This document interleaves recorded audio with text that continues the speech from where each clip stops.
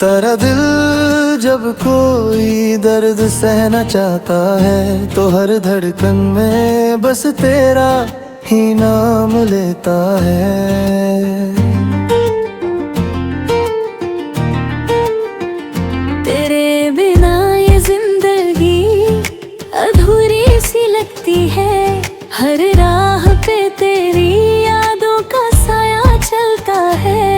जब तेरी आंखों में दर्द छुपा होता है, मेरा दिल भी तेरे दर्द को महसूस करता है। तेरी खामोशी मेरी सबसे बड़ी दोस्ती है। तेरे बिना ये दिल भी कुछ कहना भूल जाता है।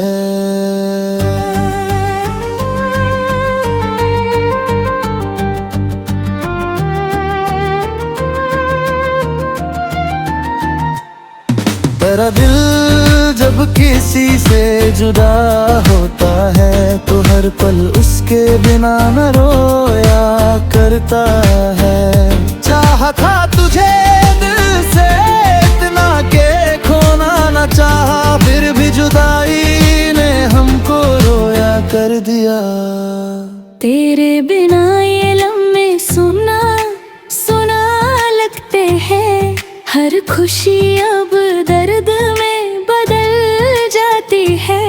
मेरा दिल तेरे बिना अधूरा रह जाता है। तेरा प्यार ही मेरा जीने का सहारा बन जाता है। जब तू मेरे करीब होता है तो लगता है सारी दुनिया से मैं दूर हूँ।